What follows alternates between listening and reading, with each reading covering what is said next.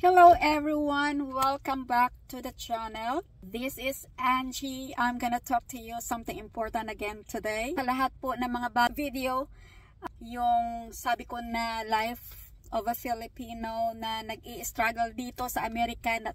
Guys, ang daming galit. So, today, I want to talk to you about those negative comments in that video. If you only read some of the negative comments that got filtered away, mayroon pong if you only read, I think some of you were able to read some of those negative comments, guys. There were some that saying that go back to the Philippines. You belong in the Philippines. Don't worry, babalik po tayo ng Pilipinas. There was one guy talking that typical bish, tawag sa akin. Hindi ko alam kung nasan yung comment niya, ha? Dinilit niya yata. So, if you're the content creator and if you read those kinds of comments, you know how frustrating that feels. You know how frustrating that feels, to be honest, okay? So, my appeal, let's respond with facts, let's respond with perspective, and let's respond with compassion, okay? First of all, acknowledge that yes, we did choose to live abroad. Or, ako na lang, wala nang we, okay? Wala nang underage po siya. Okay? Hindi ko po siya pwedeng iwanan at hindi ko kung ano man yung mga desisyon namin sa between at kung papayag na yung tatay na iuwi ko siya sa Pilipinas. By sharing my struggles to you guys in this kind of platform, it doesn't mean that it's not whining. You know? It's me telling the truth. And I am not saying we, I am saying I am one of those who are struggling right now. I'm not saying we. Hindi sinama. Bahala kayo sa buhay nyo. Bahala kayo.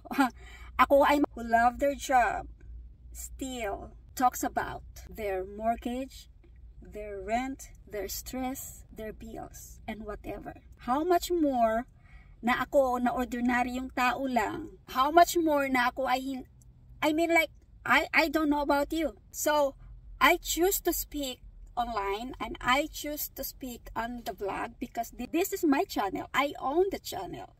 It's nasa akin na yun. Okay? Do I pretend? No, I don't pretend. Sino ba yung isa na wala yung comment? If you are a single mom and you are a single earner, hindi kakasya ang pera mo. Okay, I'm not saying, I did not even mention how much. I did not tell you how much I am earning. I did not tell you how much my paycheck was and my paycheck now. So, if I am pretending and I am assuming and I am claiming, wala po akong kinlaim a single earner. Eto, in reality, if we talk about it, just in my own experience and in my own, hindi ko na kayo idadamay. Wala nang iba. Halimbawa sa akin lang, ha. So, I sent my daughter in the Philippines to study in Cebu Doctors. Her rent is 22,000. Her last month, yung mga napadala ko sa kanya, yung allowance niya, etc. sa kanyang ibang mga bayarin. All in all, asa 40,000 ang pinadala ko sa kanya. Kuripot yun, ha. Yung anak ko ay kuripot. Pero eto, fully paid na po yung tuition fee for the semester. Yung pera mo talaga naman, lilipad ka agad eh. Marami nga dyan, maraming yung pagkain niya. Yung mga miscellaneous na on the spot bayaran ka agad. Walang notice, guys. Walang sabi na on Monday magko-collection tayo ng 1,000 para sa syllabus. Yeah. Eto, on the parate, sabi niya, Mami, wala na akong pera, ang pera ko na lang ay nasa 4,000 pesos. So, takot na siyang kumain, takot na siyang bumili ng pagkain dahil sa baka mamaya the next subject is asking 2,000 pesos. Wala na siyang pera. Ang allowance niya, 40,000 pesos. Okay? Then, ililipat ko siya kasi yung internet kung saan siya nakatira ay hindi. Yung internet, yung 22,000 kasama na po yung bayad sa internet. Kaso, yung internet ay hindi gumagana. papaload pa rin para na loadan yung internet wifi niya. So sabi ko, mas maigi na lang magrenta ka ng condo. Yung condo is nasa 25 to 26,000. Let's say 25,000 the cheapest, okay? 25,000 yung condo. Yung allowance niya nasa 40,000. So, magkano na yun guys? Yung cellphone niya, binabayaran ko pa. Bukod na yun para siguro, bukod na yung cellphone. Or Filipinos here in US are no difference. We also talk our frustrations. We also talk our bills, our rent, our mortgage. Everybody talks about the changes and the inflation. So, tinatanong sa akin saan ko daw nakukuha yun. I don't know kung saan ka galing planeta. You know, we just happen na mga Filipinos, we have an added weight. Baga nga.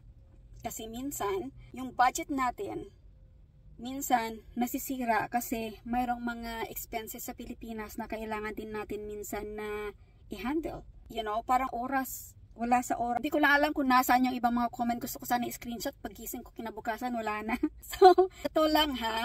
Mayroon pa nagsabi daw, magtanim ako ng kamuti. I wish makapagtanim ako ng kamuti. Mayroon kaming lupa doon na pwede kong taniman ng kamuti. Magka-garden na lang. I am not pretending. All I want is to work hard and to survive in this economy na hindi and I can still provide for my daughter in the Philippines. Kasi nasa college siya sa Pilipinas. Hindi ko nga kaya na pag-aralin sila dito sa Amerika kahit na mayroon pang loan or whatever. Kasi pag maglo-loan sila dito. So I choose to send my daughter in the Philippines. We pick the school na mayroong accreditation sa US standards. And that is the Cebu Doctors. So, kung sasabihin mo, when I say struggling, hindi naman yung parang nagdindin na ako ng asin. Kundi talaga nag-i-struggle akong i-budget yung aking income versus sa reality sa economy natin. Kasi halos wala na akong maipon. Unlike in the past, mayroon ka pang naiipon sa inyong savings. Ngayon, kahit na car insurance mo, you know, I don't need to explain to you. Kasi everybody, mostly majority is saying, yes, nai-experience din namin yan. Dati, pwede ka pang mag-travel kung saan-saan. Ngayon, ang hirap na mag-travel, ang mahal na ng ticket. Kahit na gas, it's frustrating to hear and frustrating to read some of the comments na yung makapag-comment lang, hindi alam yung back. Offer some kindness and not criticism. Because behind every struggle is a family hoping for a better future. Ngiti-ngiti lang siguro ako dito, but also I have the same dreams as you are. Hindi po ganun-ganun lang. Kasi mayroon akong anak dito na American yung tatay at hahabulin ako. Although divorce na kami, pero ako ay pumirma sa korte na hindi ko pwedeng ilayo yung anak ko sa tatay niya. Tagal na akong gustong umuwi, day. 2018 pa. Di ako takot umuwi ng Pilipinas sa totoo lang. But I always think for the better of my children. Kasi sila, ako palubog na. Sila yung, you know, please subscribe para po tuloy-tuloy ang ating mga discussions dito. I hate pretending. I hate being labeled as a liar. Kasi hindi. I can provide you some proof sa totoo. But, nagsasabi naman na ang yabang may pa-proof pa. Saan ba tayo? O kung may proof ako, sabihin yung mayabang. Pag wala akong proof, I'm a liar. So, I just hope na next time, kahit hindi man lang sa akin, kahit na makakita kayo ng ibang mga vlogs dyan, that they are sharing their frustrations, they're sharing their struggles, their experiences, you know, have some compassion, you know, rather than comment kayo, kapwa nyo Pilipino, kurdapi, sino ba yung si Kurbat? I read all your comments. I just didn't have the time to answer back all of you, but I acknowledge and I recognize all of your comments. Thank you so much sa mga lahat ng mga nag-iwan ng kanilang mga comment, their inputs, their opinion, and all of that. I really appreciate it. So, kung hindi ka pa nakapag-subscribe sa aking channel, ito na po yung oras para mag-subscribe ka kasi marami pa tayong imarites dito. Thank you so much guys. Have a good day.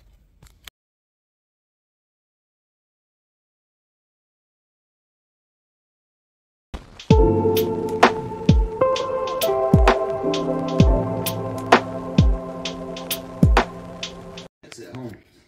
So he's Like taking this. care of Tommy. Yeah. What happened? All right. Babe, I See think you what we scratched did it. today. Oh, it's will fine. work. It's fine. And if you come, Oh, she wants to you do need to hire something. Troy. Yeah. To go to the original Casa Roro. Thank you, Casa Nerso. Roro, the map right here. What you gonna put? Well worth it. What's that? Bring water, bring food. A Band-Aid. Uh-huh. I tried to choose a bigger one because on a regular one I was worried what if this part wasn't going to be able to cover this part. Nursowie, Nursowie. Heard that. Very Baby good, Marie. Nursowie. This is Oh, one right there. We don't need to wow. worry about that one. That's what I hope to do. Because that's what Wow. it's small to care about. Thank you, Lami Dabe. We have a nurse in the No, house. Mala wanted to be in on the action. You wanted to be in on the action.